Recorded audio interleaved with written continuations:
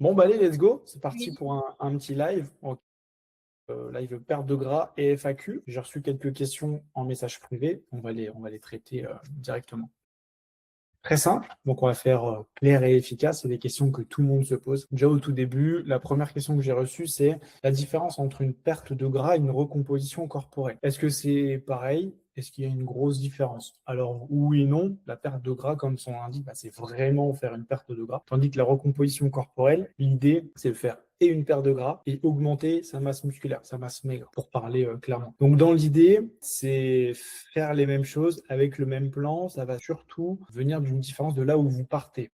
Un total débutant, un novice, lui, du coup, il va forcément faire du muscle en même temps qu'il va perdre du gras avec le plan qu'on va lui apporter. Si vous êtes un petit peu plus avancé dans le processus, et du muscle également, mais il y aura une différence entre perdre réellement du gras ou faire du muscle. Ce sera compliqué de faire les deux jusqu'à un certain moment. Donc ça va dépendre, donc pour résumer, du niveau dans lequel vous partez et de la bouteille que vous avez dans le milieu, si je puis dire. Un programme en musculation pour une perte, disons, est-ce que c'est le même en perte de gras ou en prise de muscle? Oui et non. Encore une fois, ça va dépendre de ce que vous allez manger, de votre objectif. Votre programme en perte de gras, c'est les mêmes charges, c'est le même style d'entraînement que pour prendre du muscle. Ce sur quoi en fait on va jouer, c'est vraiment sur l'alimentation, sur les calories en gros. Ça va vraiment être différent sur les calories. Ça, c'était une question qui revenait très souvent. Est-ce que c'est assez clair pour vous, du coup, tout ce qui est programme perte de poids et programme prise de muscle lié à l'alimentation, je parle. Dites-moi si vous voulez prendre la main, si vous voulez poser des questions dans le chat.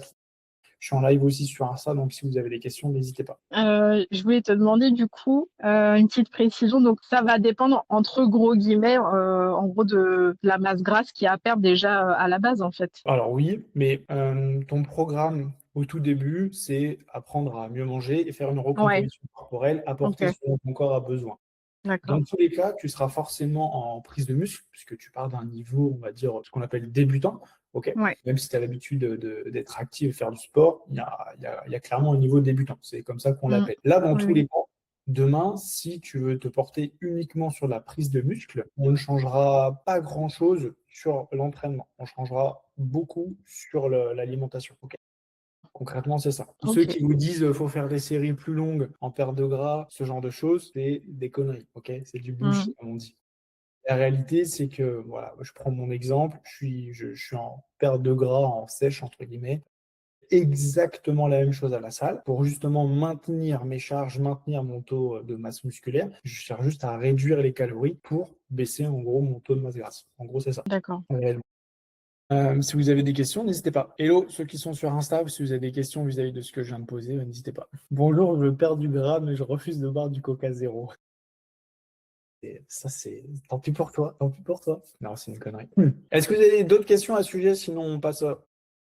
Pourquoi tu as dit que si on était devenu plus performant et qu'on prenait du muscle, on n'arriverait pas à perdre du gras? Non, je n'ai pas dit ça. J'ai mal compris. Mais qu'en gros, on allait galérer, non? En gros, ce que je voulais dire, c'est selon le niveau où vous commencez, soit vous êtes habitué, soit donc, on va dire intermédiaire, soit vous êtes débutant. Dès que tu es débutant, tu vas pouvoir te permettre de faire du muscle et perdre du gras en même temps, selon le plan.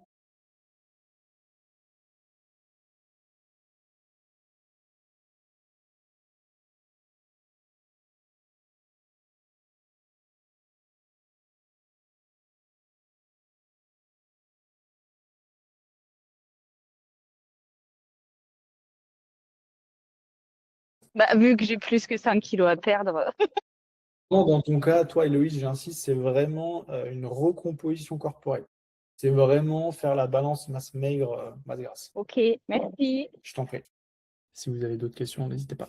Du coup, ensuite, la créatine, bon ou pas? Oui, la créatine, il n'y a aucun problème à en prendre. Il ne faut pas diaboliser ce complément alimentaire. C'est le complément alimentaire qui a été le plus étudié.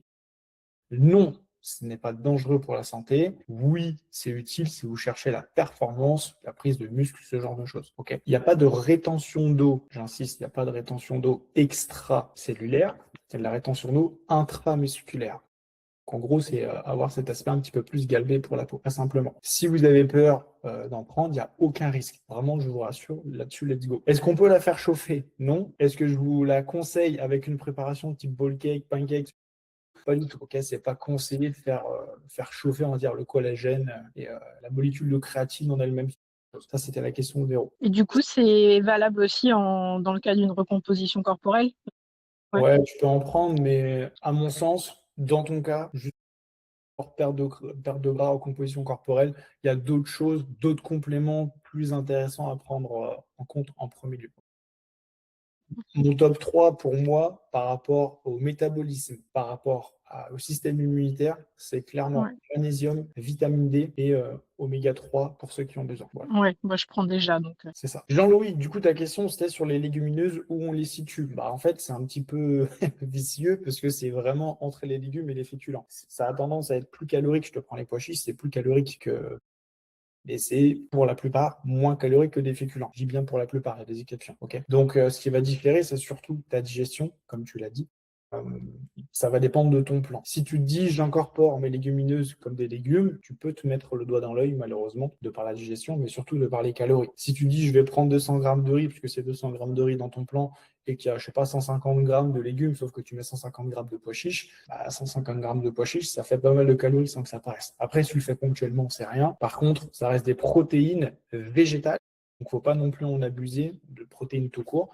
Ça fait des calories et ça peut être acidifiant aussi pour le sang. Ça, c'est pour ça que votre plan est calculé, que ce soit les recettes, le menu déroulant, tout ça. En gros, votre plan qu'on a conçu pour vous, il est vraiment calculé par rapport à vos besoins. Après, c'est pas parce que vous allez surconsommer de la viande ou des protéines végétales, ce genre de choses, une semaine, que vous allez avoir des problèmes.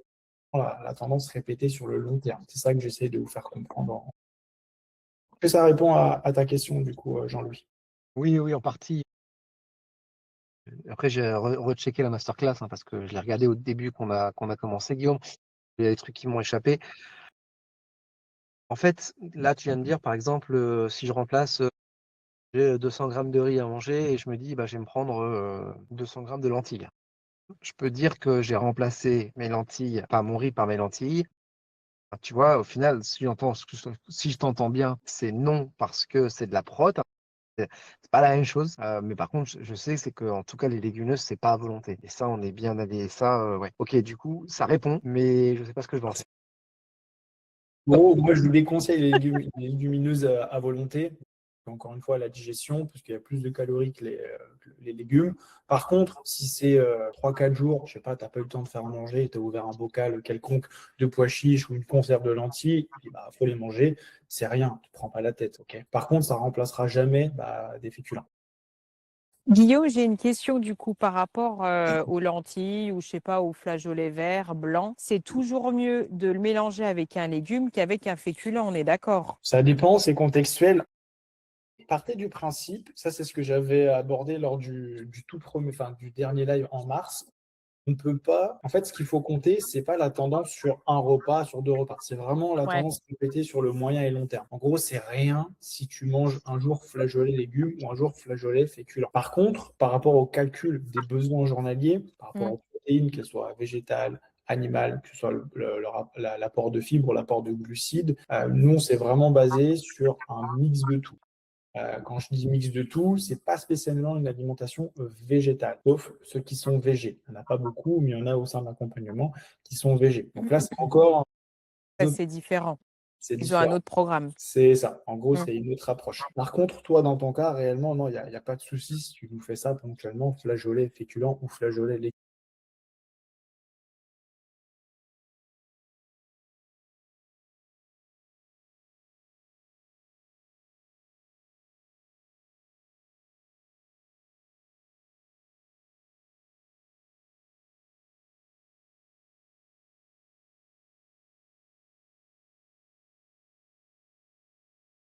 Féculents, enfin, je sais pas trop si on peut en Pareil. manger autant, par exemple, que des carottes râpées. Encore une fois, si c'est ponctuel, c'est rien. Par contre, si ton truc, au lieu de, enfin, si tu veux remplacer tes légumes ou tes crudités par du maïs, faire répéter, je te le déconseille, on va dire. Non, mais c'est par exemple dans les wraps, moi j'aime encore bien mettre du maïs avec autre chose. C'est non plus. Si c'est ponctuel, Ok. tu mets 100 grammes de temps en temps, c'est rien. Par contre, si c'est Ok. 100, 150, 200 grammes tous les jours, les calculs, il faut qu'on les refasse. C'est rien, mais il faut qu'on les refasse. Non, non, pas du tout. Merci. Bonjour, moi je cherche à raffermir le ventre. Quelle sorte d'exercice devrais-je privilégier? Tous les exercices qui engagent la sangle abdominale. Par contre, pour raffermir le ventre, au-delà du fait de rendre ta sangle abdominale plus tonique, il va falloir aussi chercher à perdre du gras, souvent, parce que c'est là où on stocke le plus. Donc c'est pour ça qu'il faut avoir une bonne alimentation avec une bonne digestion, ok, faire attention à ton transit, apporter ce dont ton corps a besoin et travailler ta sangle abdominale. Tout ce qui est crunch à gogo, crunch en tout genre, donc tout ce qui est relevé de buste ou relevé de jambes, faites attention à ça, il faut bien les faire de façon hypopressive. Ça veut dire qu'on ne cherche pas à pousser l'abdomen vers l'avant. Donc on cherche à rentrer un petit peu le ventre, serrer un petit peu les abdos, le périnée. Ok. Sinon, c'est pas bon. Pourquoi? Puisque le transverse, en gros, c'est une gaine qui tient très simplement vos viscères, vos abdos, etc. Si ce transverse-là n'est pas engagé, ça va avoir tendance à pousser sur les abdos vont avoir tendance à pousser sur les viscères. Et qu'est-ce qui pousse après? Les viscères, c'est sur le périnée. C'est très imagé, mais en gros, c'est ça. Pour ça que vous avez peut-être vu, encore une fois, j'insiste, c'est très imagé, c'est poussé à l'extrême, vu ou entendu des descentes d'organes, ce genre de choses en salle de sport. Parce que c'est trop d'abdos, et ce, fait de la mauvaise façon. C'est très surjoué. Mais en gros, c'est pour ça qu'il faut bien faire vos abdos comme on vous l'indique à chaque fois. Voilà. Ciao Jean-Louis, bonne soirée. Voilà Elodie, j'espère que c'est ta question. Donc, de toute façon, pour résumer, peu importe l'objectif que vous avez, il y aura toujours et l'alimentation et le sport. S'il y a un des deux qui manque, c'est pas dramatique, c'est juste que vous ne mettez pas toutes les chances de votre côté, concrètement. Si vous cherchez à être tonique, si vous cherchez à bien vieillir, faites du renforcement musculaire, c'est important. Autre question, sauf si quelqu'un a besoin de rebondir à ce sujet. Je vous laisse 15 secondes, sinon je passe. Dans les abdos, qu'est-ce que tu penses du système du vacuum? Super. Cum, vacuum, vous l'appelez comme Oui, je vous sais jamais voulez. comment le dire. C'est incroyable. Vraiment, je vous le conseille. Pour ceux qui ne savent pas, c'est un exercice de renforcement du transverse, justement, donc la fameuse gaine qui tient tous vos abdos et vos viscères. C'est génial pour resserrer le tour de taille, si je puis dire, avoir cet effet moins gonflé. Ça vient travailler aussi en profondeur sur vos viscères. Ça prend clairement soin de votre système digestif. C'est très, très, très, très, très complet. Par contre, c'est un petit peu compliqué à choper, la technique, parce que c'est faire un vide d'air, en fait, dans votre sangle abdominale. Il faudrait que je vous tourne une vidéo à ce sujet, mais faut pas juste serrer les abdos et rentrer le vent. Il faut avoir vraiment la volonté d'aspirer le nombril, et comme si on faisait ça avec les joues, vraiment aspirer le nombril vers la colonne. En gros, c'est ça. Par où évacuer le gras qu'on perd? Ça, je l'ai eu aussi la dernière fois sur le dernier live. Entre 70 et 80%, c'est évacué via le souffle. Ok. Et le reste, donc les 20 à 30% restants, c'est via l'urine surtout. Il y a le quoi, Guillaume? Via l'urine. Ah, ok, d'accord. Alors là, le souffle, je savais pas du tout. Ouais, c'est Ah très, ouais. très peu connu. Souffle, ok, d'accord. L'urine, ça me paraît logique, mais le souffle, je savais pas. Ouais. Ok. Alors là, une question qui me tient beaucoup, beaucoup à cœur. C'est une question qui revient souvent. On le voit, on l'entend beaucoup sur les réseaux. Ceux qui sont sur Insta, ceux qui sont ici avec moi sur le live, les membres de l'accompagnement, je vous demande juste de faire attention et de prendre ça avec des pincettes sur le thème le sujet que je vais aborder. Ok. Par contre, je vais être assez tranché sur ce que je vais dire. Le problème, quand tu ne perds pas du poids, ce n'est pas ton métabolisme, ce n'est pas tes hormones. Scientifique est très claire, j'insiste, elle est très claire. Si tu ne perds pas de poids, hormis maladie, voilà, on s'entend, si tu ne perds pas de poids, c'est parce que tu n'es réellement pas en déficit.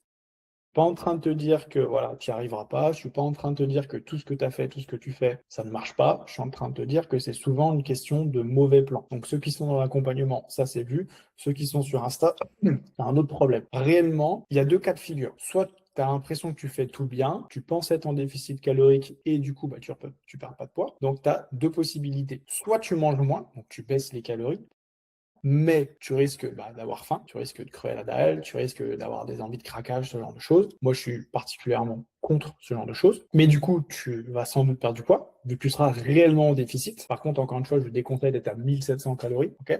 Soit sinon, en deuxième temps, tu gardes, on va dire, tes calories actuelles, peut-être 1900, je vous donne un ordre d'idée, mais tu bouges plus. Donc, tu vas chercher ton déficit avec de la dépense énergétique, donc de la dépense calorique. Du coup, tu as moins la sensation de faim, après moins la dalle, tu as moins envie de dégommer des bêtises à droite à gauche, et tu apportes plus de calories et de nutriments à ton corps. Donc voilà, souvent on a tendance à dire je suis ménopausé ou mon métabolisme est lent. Oui, la ménopause, il y a un bouleversement hormonal, on s'entend mesdames.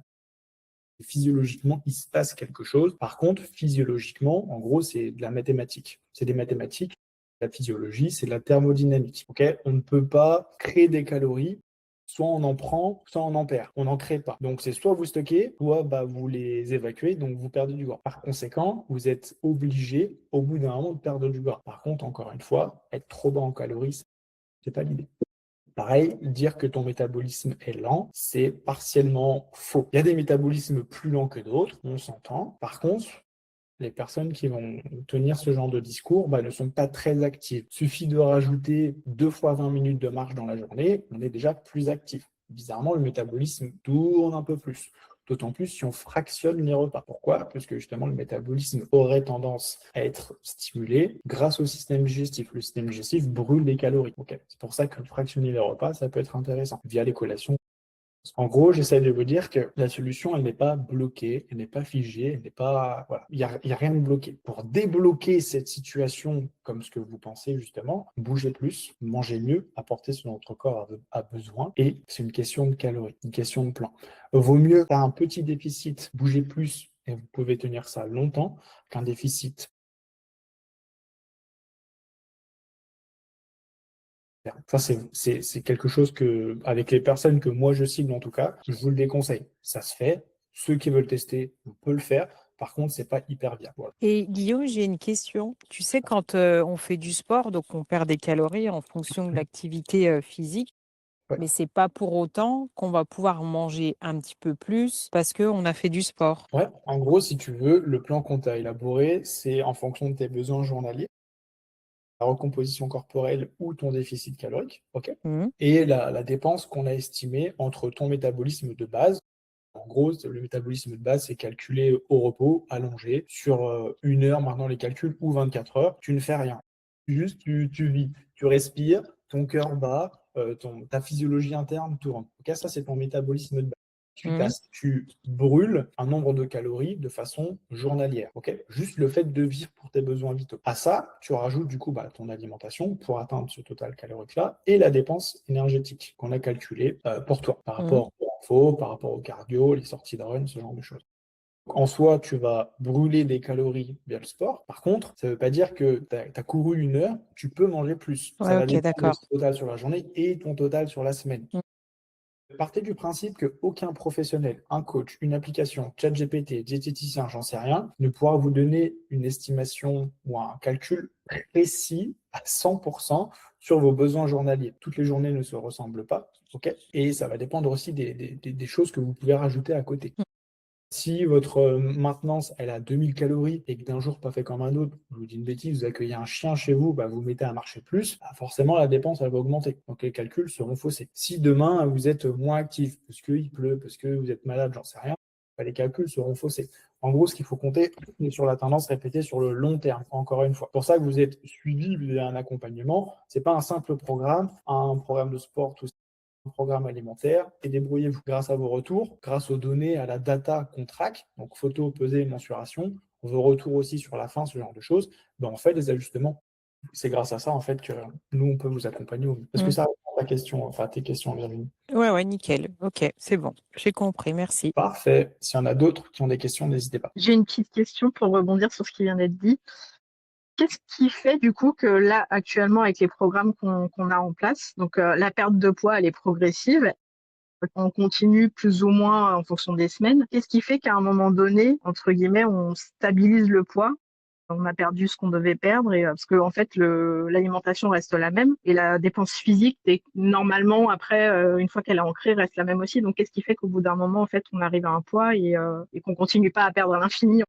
Ok, il y a deux choses à aborder. Ça va dépendre encore une fois de là où vous partez. Je m'explique. Si vous partez, voilà, tu fais 1m60 et tu pars de 75 kg. Les calories que tu as consommées et que tu consommes justement pour faire 75 kg, ce n'est pas les calories que tu dois consommer pour faire 65 kg.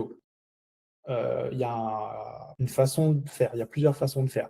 De passer de 75 à 65, bah, tu peux passer déjà d'un calcul de calories pour passer de 75 à 70 et de 70 à 65.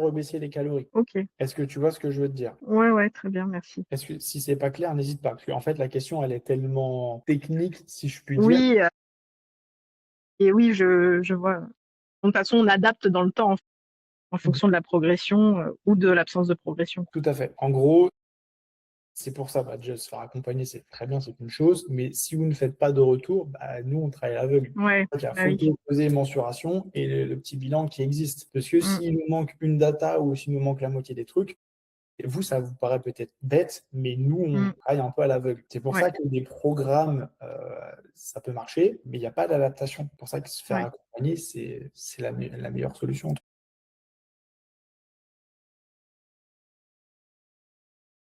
Je fais très attention et je marche tous les jours. Alors déjà, bonsoir Laurence. Bien souvent, vous pensez être en déficit calorique, mais ce n'est pas forcément le cas. Ça peut jouer à même 100 calories près. Il y a 2 points. Première chose, est-ce que tu apportes ce dont ton corps a besoin? Ça, c'est hyper important. Pour rappel, vous ne mangez pas par faim, par envie de base. On doit manger pour apporter ce dont notre corps a besoin. La notion de plaisir, c'est très important, ça à prendre en compte, mais c'est dans tout ça, c'est pas la priorité.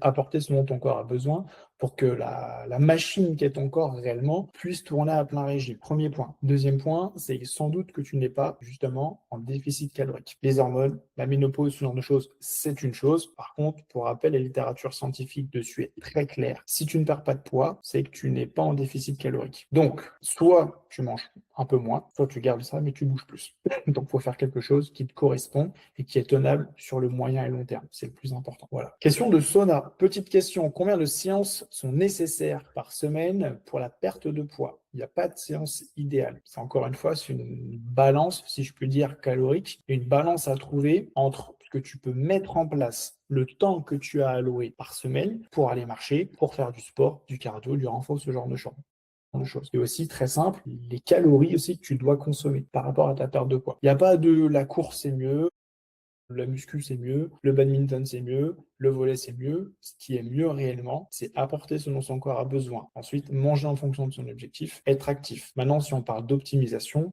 renforcement musculaire sera toujours mieux puisque vous créez du muscle. C'est important de se renforcer et à long terme, le muscle brûle quand même plus de calories. Ça fait justement brûler plus de calories. Est-ce que ça répond à ta question, Sona? Oui, bonsoir, totalement. Oui, merci. Parce que c'est vrai Ok. que je sais pas trop, je suis un peu perdue par rapport à cet aspect. Suite à mes troubles du comportement alimentaire, j'ai vraiment pour projet cette fois-ci de perdre, mais progressivement. Et je veux pas trop choquer mon corps, mais je sais pas.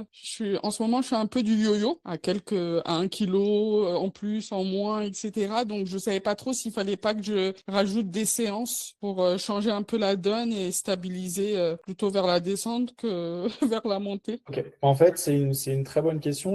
En fait, vous avez plusieurs armes. Je pense que vous commencez à comprendre, vous avez plusieurs armes. L'alimentation et l'activité physique. Soit on joue sur les calories qu'on ingère, en plus, en moins, soit on joue sur l'activité physique, en plus ou en moins. Grâce à tout ça, il faut trouver en gros le combo parfait pour vous, ce que vous êtes capable de tenir. En gros, il n'y a pas de règle absolue sur on doit faire X séances de sport, on doit manger X calories. C'est propre à chacun. Maintenant, si vous avez la possibilité de faire plus et de faire mieux, on va dire pérenne pour vous, dans le sens où ne vous mettez pas à faire 5 séances de sport si vous avez déjà du mal à en tenir 2. Il faut avoir la vision aussi moyen et long terme. Ça ne sert à rien de vouloir brûler les étapes, vous allez vous dégoûter, vous n'allez pas tenir justement votre plan. Donc justement, on met des choses en fonction de ce qu'on peut faire. Après, si on veut parler de moyenne, déjà 2 séances de sport minimum, c'est bien. Moi, je vous conseille 3 si vous avez le temps. Même si c'est 3 fois 30 minutes, il vaut mieux faire 3 fois 30 que 2 fois 30. ou que rien du tout. La plupart des gens pensent qu'il faut aller absolument à la salle ou faire du sport des semaines, et ce, 4-5 fois par semaine, et ce, pendant 1 heure. C'est faux. Déjà, si vous partez d'un niveau 0, ne brûlez pas les étapes. Allez déjà peut-être 1 fois à la salle, puis 2, puis 3. N'y allez pas 1 heure, allez-y 30 minutes, step by step. Concrètement, c'est ça. En fait, ça, c'est clairement de la pédagogie. On devrait appeler ça de l'andragogie pour les adultes, nous autres les adultes, et c'est clairement de la pédagogie. C'est adapté selon le profil qu'on a en face. Une personne qui est sportive, une personne qui a besoin d'être freinée, comme notre cher ami Julien qui n'est pas présent ce soir, mais vous le connaissez un peu sur le groupe, lui, c'est l'inverse. Il en fait trop, je suis obligé de le freiner. Il fait trop de cardio. Il fait trop de pas, trop de muscu. J'ai été obligé de le freiner. La plupart d'entre vous, on doit commencer à mettre le pied à l'étrier. Demande. Ce serait ridicule de notre part, de vous faire brûler les étapes avec 4-5 séances de sport d'1 heure d'un coup. Est-ce que ça répond à vos questions? Oui, merci. Avec plaisir. Pourquoi, Guillaume, c'est pas bon de faire trop de sport? Alors déjà, ça va dépendre de ce que tu appelles trop. Je te prends l'exemple de Julien. Oui, Julien, par exemple, oui. tu passes ici, hello. En gros, Julien, c'est 4 séances de sport déjà, 4 séances de muscu minimum par semaine. C'est 3 séances de cardio minimum par semaine. Et en plus, après ou avant ces séances de muscu. Là déjà, ça commence déjà un peu à taper. À côté de ça, tu vois, il veut se rajouter du cardio ou des pas. Et il a été en capacité de perdre beaucoup, parce qu'il a enfin apporté ce dont son corps avait besoin grâce au plan, mais c'est quelqu'un de très stressé par son travail. Les nuits commencent à être compliquées pour X ou Y raison, le stress au quotidien. Et quoi qu'on dise, le cardio à haute intensité, comme il fait, quoi qu'on dise, le fait de faire autant de sport vaut mieux faire ça que rien, on s'entend, mais autant de sport, ça peut créer un certain stress. Donc déjà, lui qui est fatigué, qui a un stress au quotidien, qui avait déjà du mal à manger autant que je lui demandais, le conseillais, en fait, ça avait tendance à fatiguer son organisme, à lui créer du stress. C'est pour ça qu'en fait, avec ce genre de cas, c'est une autre approche. Ok. Voilà. Est-ce que ça répond à ta question? Oui, tout à fait. Merci. Je t'en prie. Salut, je fais tapis incliné 15, vitesse 6 pendant 45 minutes. Je fais au total 6 km. C'est balèze. Ça, c'est pas mal. C'est bien, c'est bien. La suite des questions. Quel est le meilleur pain à manger? Ce sera toujours un pain déjà de façon artisanale, si possible, avec des bonnes matières premières. Moi, j'ai une préférence pour tout ce qui est pain au levain par rapport au procédé, fermentation, ce genre de choses. Pour le système digestif, c'est top. Ok, c'est mon choix personnel, mais c'est aussi le choix de beaucoup de personnes qui prêtent attention au système digestif. Après, on s'entend. Si votre truc à vous, c'est manger du pain blanc et que ce pain blanc, il est quand même de qualité, ça va. Il ne faut pas diaboliser le pain. Ça reste un aliment comme un autre. Par contre, en termes d'apport nutritionnel, le pain, c'est assez faible. Je veux dire, pas calorique. Nutritionnel, c'est pas incroyable. C'est vraiment pas incroyable. Par jour, 1 ou 2, est-ce que c'est beaucoup ou pas? Les collations, c'est une aide pour la satiété. C'est une aide justement pour maintenir un niveau d'énergie également. C'est clairement un choix stratégique. Déjà, si tu aimes manger, c'est bien de faire des collations, on va pas se mentir. Et ensuite, c'est pour maintenir une glycémie, on va dire, assez constante. Parce que dès que vous mangez, selon les repas que vous allez faire, même si votre repas il est super sain, tout machin, il y aura un léger pic de glycémie. On n'a pas tous la même sensibilité et résistance à l'insuline, et l'idée, c'est de venir, grâce aux collations, un petit peu lisser tout ça. C'est pour ça qu'on préconise fortement les collations. Ceux qui n'aiment pas, ceux qui ne peuvent pas, il n'y a pas de souci, on peut faire ça. Par contre, et en tête que c'est un atout. Et en fait, nous, on a tout calculé, votre plan, vos plans, en fonction des collations. Oui ou non. 1 ou 2. Voilà, très simple. Donc, 1 ou 2, ça va dépendre de ce qui est préférable pour toi. Tu préfères faire des plus petits repas et 2 collations, on va dire 3 gros repas et une petite collation. Voilà. Et encore une fois, ça va dépendre aussi de ce que vous êtes capable de faire. Si de par votre travail, vous ne pouvez pas manger une collation, je ne sais pas, dans la matinée, on ne va pas vous l'imposer. Encore une fois, c'est une question d'adhérence à son plan. Ce que vous aimez faire, ce que vous êtes en capacité de faire. Ok. Et un exemple de collation l'après-midi, qu'est-ce que tu pourrais proposer, Guillaume? Si tu n'en fais qu'une ou 2, Une juste l'après-midi, par exemple, parce que le matin, j'ai pas besoin. c'est pareil, ça va dépendre de ton total sur la journée. Je m'explique, tu peux très bien faire un mini repas en collation. Ouais, c'est du conditionnel. Tu pourrais très bien manger 50 grammes de riz, 50 grammes de poulet et un peu de légumes ou de la salade, tu vois. C'est pas problématique, comme tu pourrais très bien manger un pancake. Comme tu pourrais très bien manger un bowl cake. Comme tu pourrais très bien manger, je sais pas, une poignée de fruits, une portion de fruits et du chocolat noir ou des amandes. En fait, tu peux manger un petit peu tout ce que tu veux à partir du moment où ça t'apporte quand même de la satiété et un petit peu de nutriments. Tu peux manger du skyr avec des fruits, du miel, tu vois, avec du chocolat noir. il n'y a pas de règle absolue. La règle, on va dire, comment je pourrais dire, générale, c'est protéines, lipides, glucides à chaque repas. Après, on ne parle pas d'optimisation sportive. On parle de règles, faire attention à avoir un index glycémique, justement avoir une glycémie constante, faire attention à la satiété et avoir un apport suffisant en nutriments. Ok, d'accord. Alors, Merci. Guillaume, je voulais te demander quelque chose. Souvent le matin, j'ai pas forcément très très faim. Tu vois, le petit déjeuner, franchement, des fois, je m'oblige à le manger et tout parce que j'ai beaucoup de mal. Et par exemple, tu as vu, quand je rentre le soir, donc tu sais à quelle heure je rentre vers 17h et tout. Donc, je prends ma collation. Mais là, tu vois, hier, je suis allée faire ma séance de sport et j'avais énormément de mal. Ok. Genre, à faire ma séance de sport, j'en ai chié vraiment pour la faire. Je vois où tu veux en venir. Si c'est une seule fois isolé comme ça, il y a trop de choses à prendre en compte pour Ouais. poser un diagnostic, si je puis dire. Déjà, pour faire dans l'ordre, le petit déjeuner, vous pouvez ne pas manger le matin. Il n'y a pas de règle absolue. La seule règle, attends, laisse-moi juste Oui. répondre sur ça. La règle absolue, c'est ce que vous êtes en capacité de faire, ce qui est tenable pour vous. Si c'est chiant et contraignant et que tu as des hauts le cœur le matin de manger ton petit-déj, ne le fais pas. Ok. Par contre, justement, le plan, il sera repensé sur le restant de la journée. Pour les collations, normalement, ta collation est censée t'apporter un petit peu de jus avant ta séance. Ça dépend ce que tu prends, ça dépend combien de temps tu la prends avant. Par contre, si tu es vraiment trop fatigué, que tu as trop mal dormi la veille, que tu accumules de la fatigue, ta collation, elle sert à 1% au niveau de la fatigue, elle sert à rien. Il y a d'autres problèmes plus profonds que ça. Ok. Le petit déjeuner, quand je le prends, on va dire, j'arrive à tenir tout le laps de temps, la matinée, jusqu'à 13h pour pouvoir manger. Donc, je me dis, si je mange pas le matin, tout ce laps de temps, j'aurai pas le temps de pouvoir manger quelque chose. Donc, c'est pas forcément bon non plus. C'est ça. Ça rejoint un peu sur le pourquoi tu fais ça, pourquoi tu peux pas faire ça et quelles sont les conséquences. Mais est-ce que vaut mieux pas se lever 15 minutes plus tôt, prendre le temps d'avaler quelque chose si tu es en capacité de le faire, plutôt qu'avoir un sacré crash à 10h ou 11h et du coup en pâtir tout le reste de la journée? C'est ce qui me fait me faire tenir jusqu'à 13h en fait. Donc c'est pour ça, c'est pas plus mal que je mange.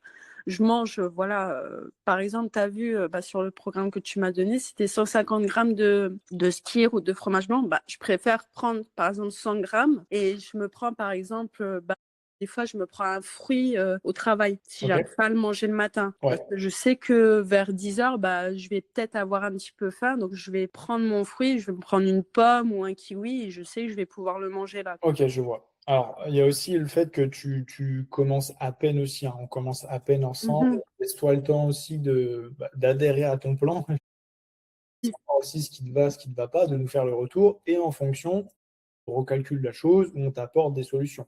Puisque s'il y a bien une chose que vous devez retenir aujourd'hui, le plan qu'on vous a conçu, il est censé totalement coller justement à vos envies et ce que vous êtes capable de faire. Si ça change, dites-le nous. Parce que si vous commencez à retirer des grammages par-ci, en rajouter par-là, retirer 50 grammes de skyr, mais rajouter une pomme et retirer 10 grammes d'huile d'olive, mais manger une poignée d'amandes, pas grave. On ne veut pas non plus que ce soit le bagne à suivre et que vous soyez psychorigide sur l'alimentation, mais partez du principe qu'encore une fois, c'est des calories. Si vous commencez à rajouter un petit peu de ci à droite à gauche, ça fait des calories en plus. Il y a un calcul aussi à revoir. En fait, il faut trouver le juste milieu entre suivre le plan, ce qui est tenable pour vous, et OK, je suis obnubilé par ce que je dois faire. Il faut trouver le juste milieu, d'accord ? La plus grosse erreur, ceux qui sont sur Insta, ceux qui sont ici, c'est de vouloir se contenter de je mange bien, je fais attention, mais je comprends pas, je perds pas de poids. C'est le sujet du dernier live. Ça ne suffit pas, les amis. C'est très bien, vous essayez de mettre des choses en place, mais apportez ce dont son corps a besoin. Mangez en fonction de vos objectifs et adhérez à son plan. Bien manger, ça veut tout et rien dire. Moi, je peux prendre du poids en mangeant que des choses saines, sans problème. Et vous aussi ici. Cependant, si vous n'êtes pas en déficit calorique, rien. Dernière question. Boire trop d'eau par jour, tous les jours, est-ce que c'est dangereux ou pas?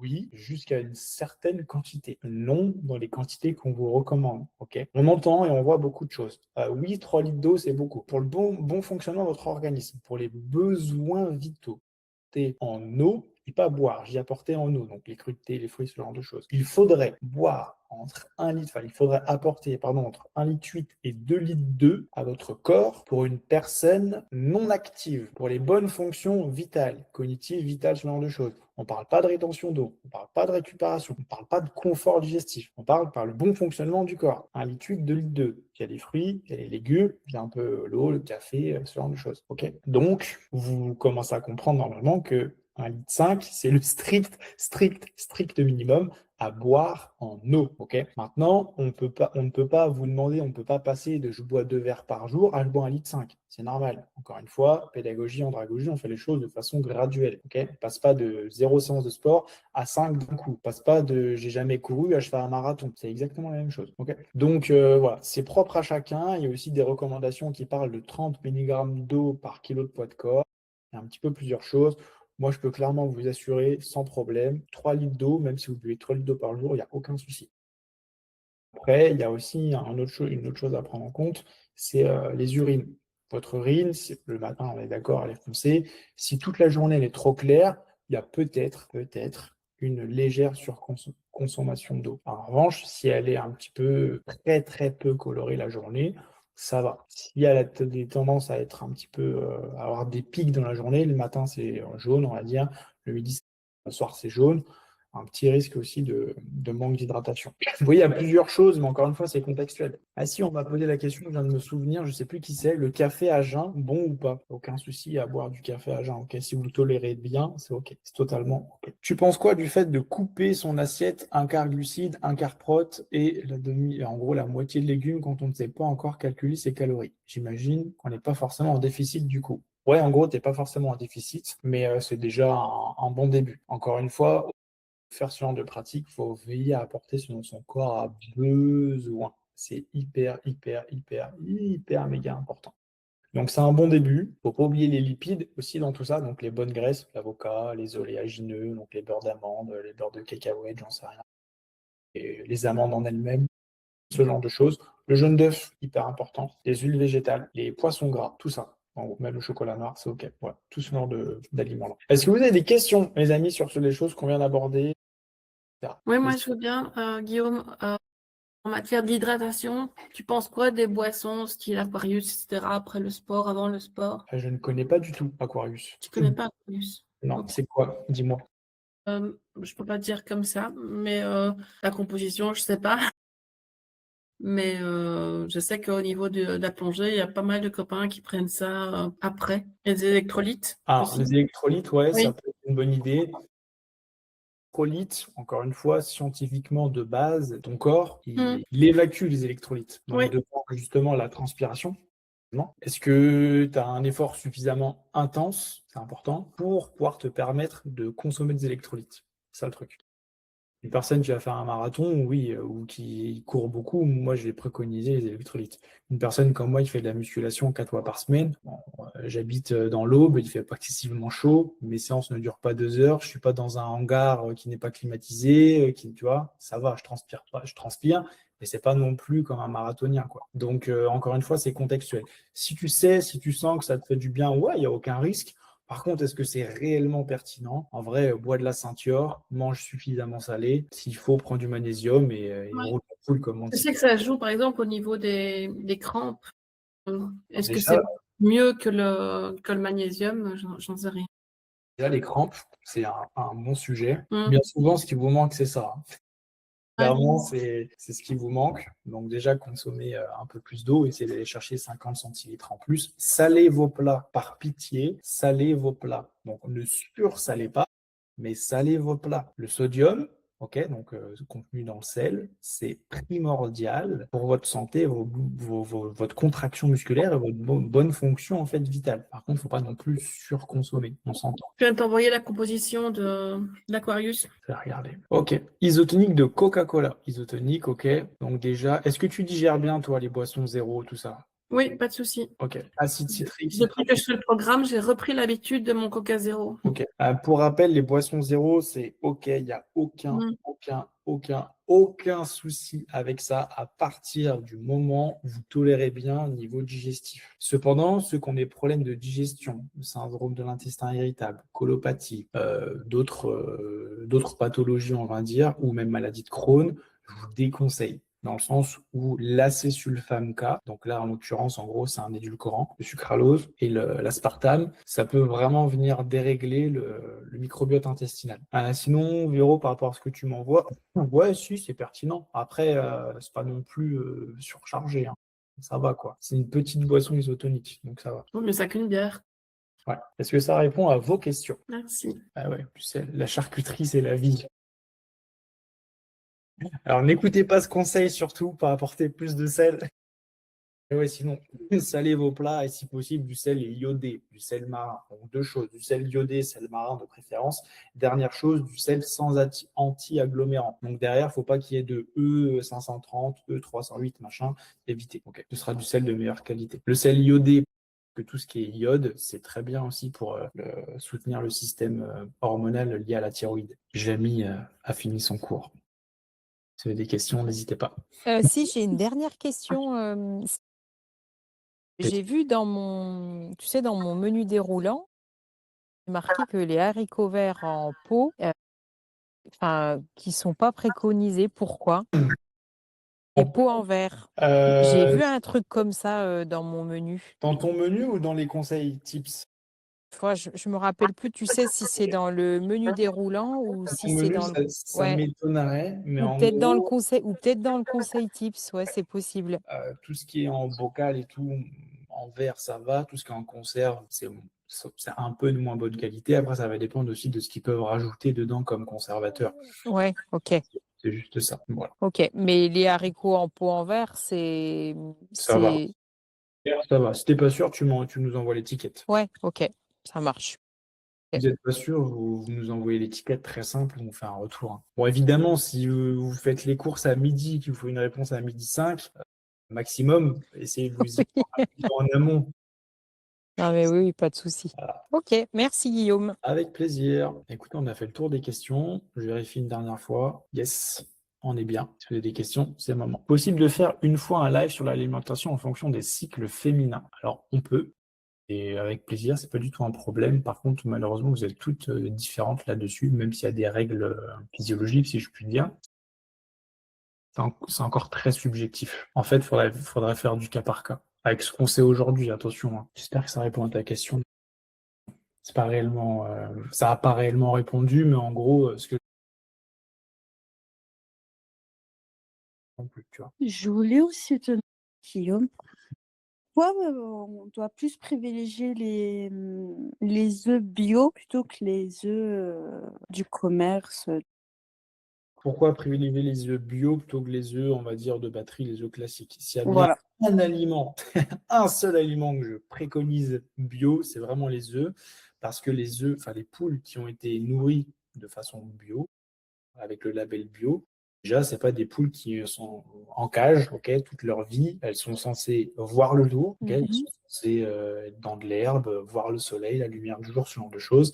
Et pour la plupart, elles sont nourries avec de meilleures graines, donc notamment des graines de lin, ce genre de choses. Si vous voulez être vraiment, vraiment sûr d'avoir des œufs de super bonne qualité, des œufs du commerce, hein, pas forcément des œufs de chez la ferme du coin ou ce genre de choses, c'est des œufs avec le label bleu.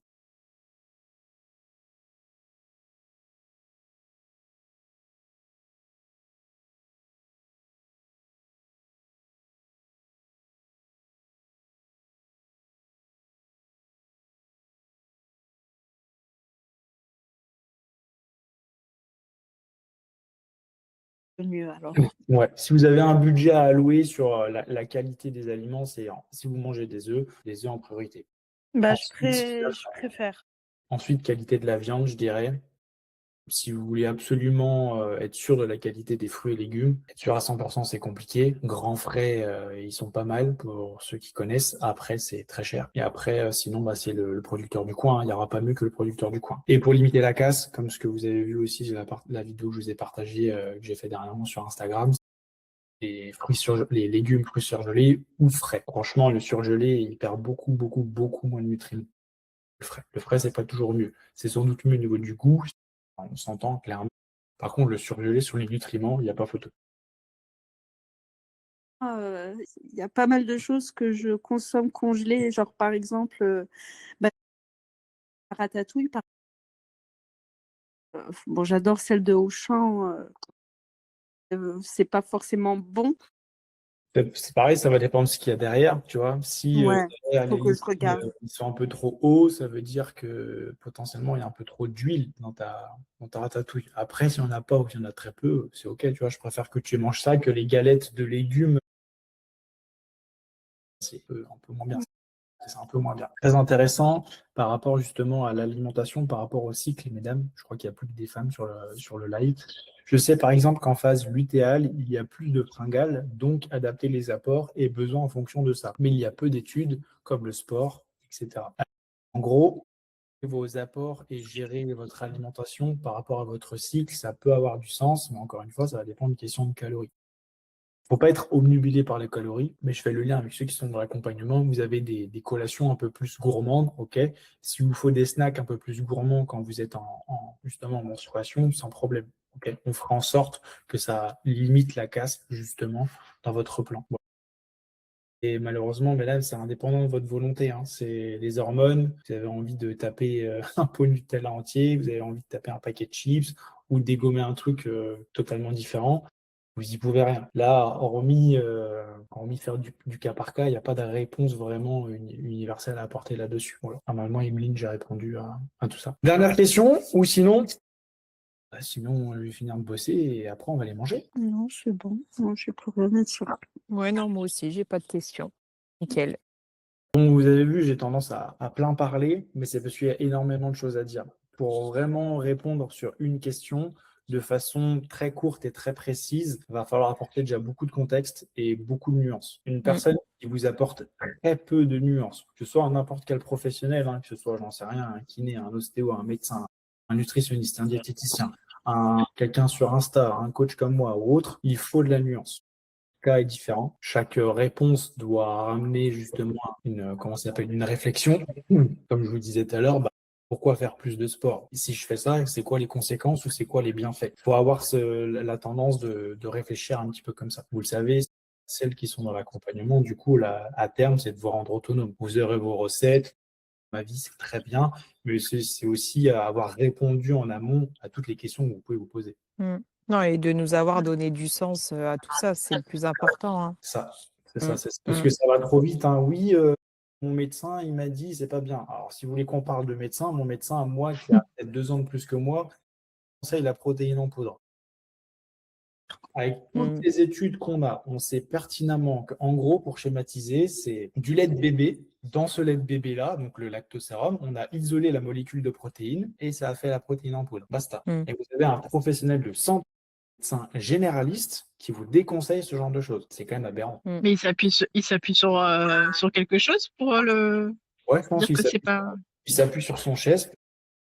À la limite. Non, il s'appuie sur les reins. D'accord.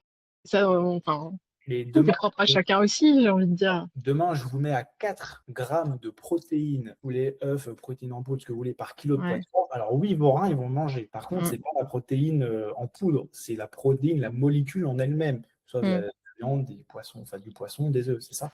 J'allais dire, c'est plus inquiétant les régimes du genre Ducan, par exemple, pour les reins, là, c'est plus gênant, je trouve. Ducan, c'est pour les Ça, reins, c'est plus risqué. C'est pas l'inflammation, très. ce genre de choses, malheureusement, ouais, c'est Vous connaissez le régime œuf? ouais, c'est un truc à la mode, il faut manger 40 œufs par jour, ce genre de choses, non? 40, non, t'abuses un peu. Ouais, en gros, déjà, à partir du moment où il y a le mot régime, il y a un problème. On exclut certains aliments. Vous comprenez bien maintenant qu'on n'exclut rien. Il y a des choix qui sont un peu plus pertinents que d'autres à faire via les apports nutritionnels, les apports caloriques et le volume alimentaire. En soi, c'est juste ça. Bah C'est déjà, pas tenable à long terme. Non, c'est pas tenable du tout. Et puis, le régime du camp, c'est manger plus de protéines, certes, mais si on parle de calories, ça veut dire que certains nutriments, enfin macronutriments, on les met de côté. On met un peu de côté soit les glucides, soit les lipides. Donc déjà, vous vous asseyez aussi sur une répartition, on va dire, des macronutriments. c'est comme un truc tout bête, mais moi, on m'a toujours dit il ne faut pas manger de féculents le soir. Ouais, c'est clair. Ouais. C'est ça. C'est 3 Mm. trucs. Et que là, j'en mange, c'est un truc de dingue. Ou pas en manger à tous les repas. Mais oui. Mm. En fait, quand vous comprenez que votre corps fonctionne sur 24 heures, que vous mangiez toutes vos calories à 23h, 23h30, j'en sais rien, ou que vous les répartissiez sur la journée, ça ne fait rien. Si vous faites un plat de pâtes, Ouais, non, mais c'est clair, dit comme ça. si ce n'est que ça correspond, que ça correspond justement à vos besoins journaliers. Ouais, non, mais c'est clair. Mais bon, C'est ça, logique. la nutrition, c'est une science aussi qui a évolué avec le temps. C'est pour ça Mm. qu'on vous a dit, les protéines en poudre, c'est dangereux, manger les féculents le soir, ça fait grossir, le pain, ça fait grossir. Rien ne fait grossir. Rien. Les vidéos que vous voyez passer, qu'on fait ce genre de choses, à ralenti, accélérer la perte de poids, il y a toujours quelque chose expliqué, soit dans la vidéo, soit en description, pour vous expliquer que rien ne fait prendre du poids, rien ne fait maigrir, rien ne fait perdre du poids. C'est une question de calories, très simplement. Ok, très bien. On est bon? On est bon. Oui. Eh bien, allez, je vous souhaite une belle soirée. N'hésitez pas à nous écrire, hein, on est là pour répondre à vos questions. Et voilà, il n'y a plus qu'à avoir de belles évolutions.